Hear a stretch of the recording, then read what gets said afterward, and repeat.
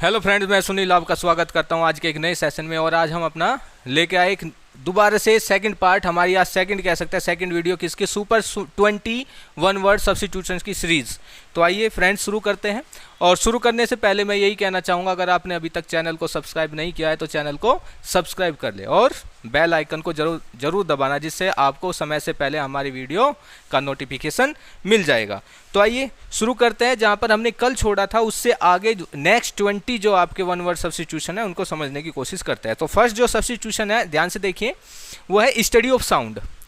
Study of sound को वैसे तो हम फोनोलॉजी भी कहते हैं। क्या कहते हैं? फोनोलॉजी कहते हैं। लेकिन हमें क्या करना है, ये इसी के अकॉर्डिंग हमें चलना है। तो यहाँ पे क्या लिखा है, स्टडी ऑफ साउंड का जो दूसरा नाम यहाँ पे दिया गया है उसको क्या कहते हैं? एकोस्टिक्स। क्या कहते हैं? एकोस्टिक्स। एकोस्टिक्स ये एक स्पेलिंग चेक में भी आता है, यानी कि जो आपकी कंपटीशन एग्जाम में स्पेलिंग्स आती है उसमें भी ये स्पेलिंग पूछी जाती है।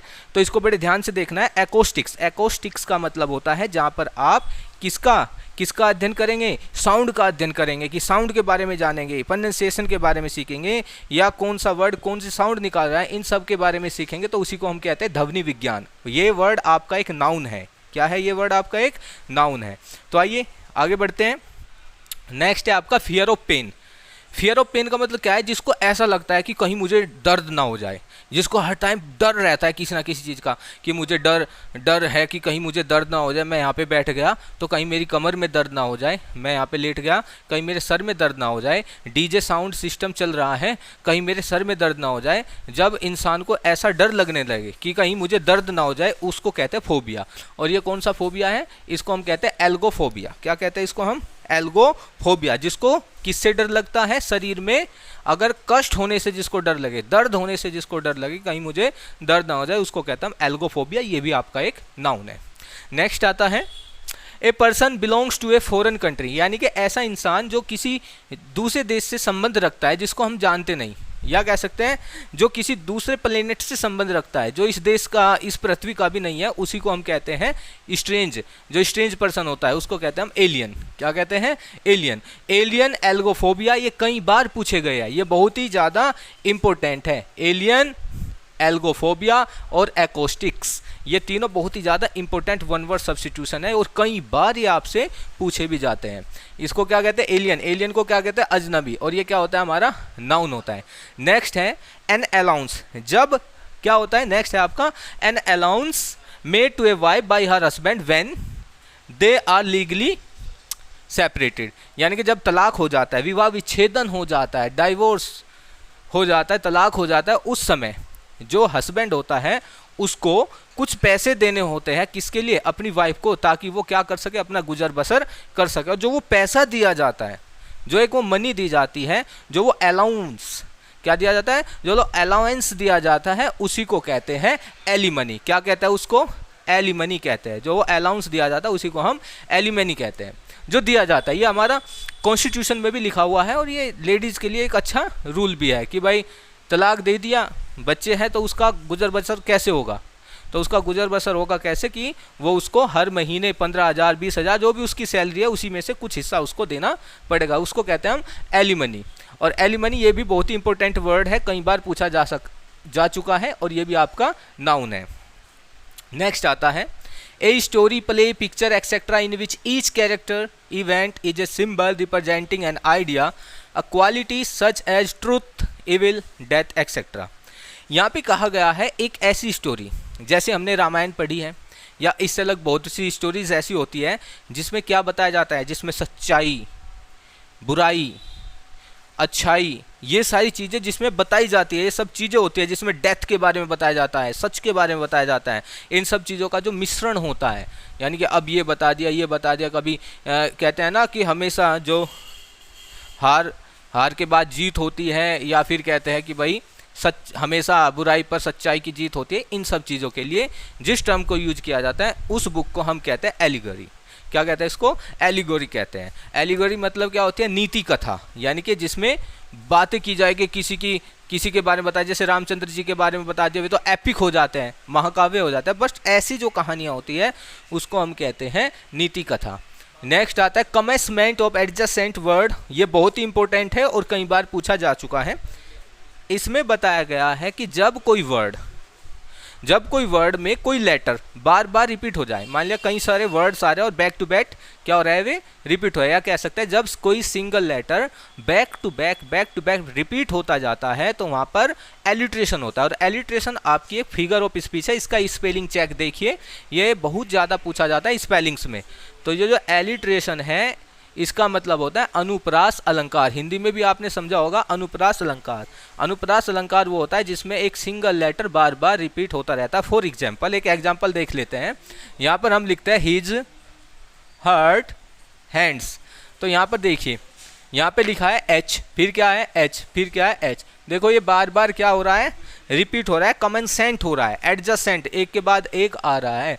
और जब सिंगल लेटर एक के बाद एक आता है तो उसी को हम क्या कहते हैं, एलिट्रेशन कहते हैं, जिसको कहते हैं अनुप्रास अलंकार। ये भी हमारा क्या है, नाउन है और बहुत ही इंपॉर्टेंट है। नेक्स्ट आता है द स्कूल और कॉलेज, जो स्कूल और college in which one has been educated, यानी कि जिस स्कूल या कॉलेज में आप पढ़े हो, वहाँ पर जो एडुकेटेड आप हुए हो, जिस स्कूल और कॉलेज में आप पढ़े हो वहाँ पर एडुकेटेड हुए हो, उस संस्था को आप क्या कहोगे, उसको कहते हैं एल्मा मेटर। वह जगह जहाँ पर आपने शिक्षा पाई है, जहाँ से आप एजुकेटेड हुए हैं, उस जगह को हम कहते हैं एल्मा मेटर। क्या कहते हैं उसको, एल्मा मेटर। अच्छा वर्ड है, इसको समझने की कोशिश करें। नेक्स्ट आता है माउंटेन क्लाइंबिंग, माउंटेन पर चढ़ना। ये तो एक बात हो गई कि हाँ माउंटेन क्लाइंबिंग, पूछने लगे कि आप माउंटेन पर चढ़ रहे हैं, माउंटेन पर चढ़ने को क्या कहते हैं, माउंटेन को चढ़ने को कहते हैं एल्पाइनिज्म। क्या कहते हैं, एल्पाइनिज्म। जो ये रिस्ट वॉच होती है, जो आप स्मार्ट वॉच पहनते हो, इस स्मार्ट वॉच में एक मोड आता है, क्या आता है, एक मोड होता है स्पोर्ट मोड, और उस स्पोर्ट मोड में आप हमेशा लिखा देखना एल्पाइनिज्म लिखा मिलेगा। क्या लिखा मिलेगा, एल्पाइनिज्म। एल्पाइनिज्म का मतलब क्या होता है, पर्वतारोहण। क्या होता है, पर्वतारोहण, काफ़ी इंपॉर्टेंट है। नेक्स्ट आता है a flat surface where offering are made to deity, deity, यानी कि जब कोई देवी होती है और देवी के सामने एक फ्लैट सरफेस होता है और उस पर जब हम उनको खुश करने के लिए कुछ देते हैं, फॉर एग्जांपल बलि टाइप, जब हम देवी को बलि, और बलि जिस स्थान पर दी जाती है वो फ्लैट सरफेस एरिया, जिस स्थान पर बलि दी जाती है, जैसे बकरे की अगर वगैरह इन सब की बलि दी जाती है देवी को खुश करने के लिए, उसको कहते हैं बलिवेदी। क्या कहते हैं उसको, बलिवेदी। वो जगह जिस पर चीज़ों की बलि दी जाती है उस फ्लैट सरफेस को बलिवेदी कहते हैं, जिसको हम कहते हैं एल्टर। क्या कहते हैं उसको, एल्टर कहा जाता है, बलिवेदी। ये भी आपका नाउन है। और इसके साथ साथ नेक्स्ट आगे हम बढ़ते हैं, the height above sea level, यानी कि सी लेवल, सी लेवल से ऊपर की जो भी हाइट होती है, आपने देखा होगा बहुत से रेलवे स्टेशन होता है, उनका जो नोटिस बोर्ड होता है उस पर लिखा होता है समुद्र तल से ऊंचाई, सी हाइट, तो उसको कहते हैं, सी लेवल से जो हाइट होती है उसको कहते हैं एल्टीट्यूड। क्या कहते हैं उसको, उसको कहते हैं एल्टीट्यूड। तो सो फ्रेंड्स, आइए अब समझते हैं आगे का। तो ये है आपका 11 number, someone who makes charitable donation intended to increase human wellbeing, यानी कि वो इंसान जो मानवता के लिए लगातार डोनेशन करता रहता है, चैरिटेबल डोनेशन करता रहता है, उसको क्या कहते हैं, उसको कहते हैं एल्टुरिस्ट। क्या कहते हैं जिसको, एल्टुरिस्ट, यानी कि परोपकारी, जो परोपकार के काम करता है। और बहुत ही इंपॉर्टेंट है, कई बार आ चुका है और इस स्पेलिंग भी बड़े ध्यान से आपको देखनी है। ALTRUIST स्पेलिंग चेक में ये पूछा जाता है आपके एग्जामिनेशन में, जिसको क्या कहते हैं, परोपकारी, जो परोपकार के काम करता है, भले के काम करता है, that is called altruist. Next is a former student of a school, college और यूनिवर्सिटी, यानी कि जिस स्कूल, कॉलेज या यूनिवर्सिटी में आप पहले पढ़े हो और पढ़ने के बाद फिर आपने उसको ड्रॉप आउट कर दिया, और ड्रॉप आउट करने के बाद आपको एक नाम दिया जाएगा भूतपूर्व छात्र। क्या दिया जाएगा, भूतपूर्व छात्र। जैसे कि पूर्व प्रधान कहते हैं फॉर्मर, पूर्व मेयर, फॉर्मर मेयर, है ना, पूर्व प्रेसिडेंट, पूर्व भूतपूर्व राष्ट्रपति। लेकिन आप जो पढ़ते हो, पढ़ने वाले स्टूडेंट्स को नाम दिया जाता है किसका, एलुमनस का। किसका, एलुमनस का, भूतपूर्व छात्र। एक एलुमनी सेरेमनी होती है ना, क्या होती है, एक एलुमनी सेरेमनी, वो इसी से ही बना है। नेक्स्ट है one who plays for pleasure rather than as a profession, यानी कि जो व्यापार के लिए नहीं, अपने प्रोफेशन के लिए काम ना करके अपने मजे के लिए काम करता है, जिसके लिए मजा सबसे पहले है, टॉप मोस्ट प्रायोरिटी क्या है, मजा, काम बाद में। ऐसे इंसान को कहते हैं एमेचर। क्या कहते हैं उसको, एमेचर। और ये बहुत ही इंपॉर्टेंट है, एमेचर यानी कि शौकीन व्यक्ति, जो शौकीन व्यक्ति होता है, जो काम को कम प्रेफरेंस देता है और मज़े को, मौज मस्ती को ज़्यादा, जिसके लिए मौज मस्ती फर्स्ट है और काम सेकंड है, दैट इज कॉल्ड एमेचर, और ये भी आपका नाउन है। नेक्स्ट आता है fear of riding A car. बहुत से इंसान ऐसे होता है जिनको कार चलाने से डर लगता है, उसको ऐसा लगता है कहीं कार किसी और के ऊपर ना चढ़ जाए, कहीं मैं ब्रेक दबाऊं और रेस ना आ जाए, एक्सीलरेट ना हो जाए। एक्सीलरेट ये वो वर्ड है जो हमने कल वाली वीडियो में समझा था, एक्सीलरेट।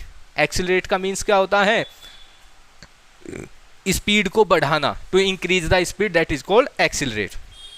इसको कहते हैं भाई हम, जिसको कार चलाने से डर लगता है, वाहनों का जिसको डर होता है, इसको कहते हैं अमेक्सोफोबिया। क्या कहते हैं? अमेक्सोफोबिया। इसको क्या कहते हैं हम?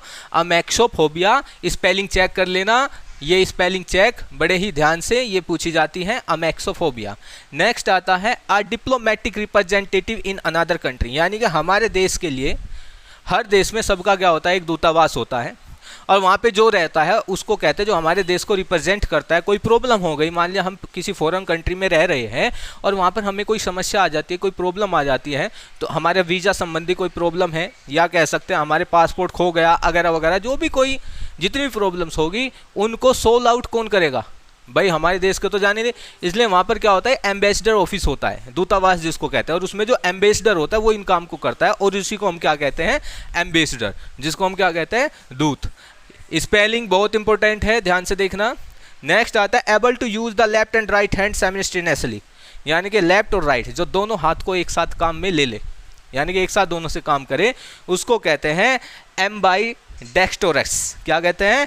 एम्बाइडेक्स्टोरस, यानी कि उभय हस्त जो दोनों हाथों से काम करे, एम्बाइडेक्स्टोरस। एम्बाइडेक्स्टोरस क्या कहते हैं उसको हम? एम्बाइडेक्स्टोरस। एम्बाइडेक्स्टोरस जो दोनों हाथों से काम करता है, इंपॉर्टेंट है, ध्यान से देखना, नाउन है आपका। आगे बात करते हैं capable of being understood in either और टू और मोर possible senses and therefore not definite, यानी कि जो कैपेबल होता है ये समझने के लिए दो या दो में से एक, यानी कई चीज़ों को वो समझ ले, सेंसेस को समझ ले, उसी को हम कहते हैं एम्बिगुअस। क्या कहते हैं उसको? एम्बिगुअस। ये आपका अनेकार्थी, यानी कि जो कई मतलब समझ ले, एक वर्ड के कई मतलब जो समझ लेता है उसको हम कहते हैं एम्बिगुअस, अनेकार्थी।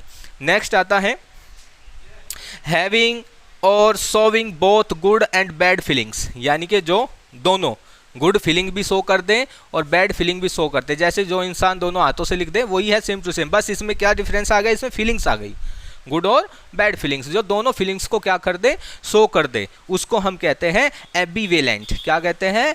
एम्बिवेलेंट। एम्बिवेलेंट वो होता है जो अपनी दोनों फीलिंग शो करता है, सैड भी और प्लेजर की भी, यानी खुश भी है दुखी भी है, दोनों फीलिंग्स एक साथ शो कर रहा है, दैट इज कॉल्ड एम्बिवेलेंट। नेक्स्ट आता है बेटा आपकी मेमोरी का, यानी कि याददाश्त का थोड़ा सा लॉस होना या कंप्लीटली ब्लैकआउट हो जाना आपकी मेमोरी को, उसको कहते हैं एमनीशिया, भूलने की बीमारी।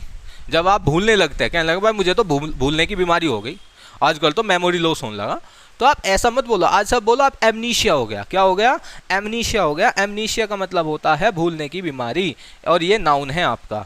एंड आज का जो आपका लास्ट 20 नंबर का आपका आता है वो है N official pardon the formal act of liberty someone.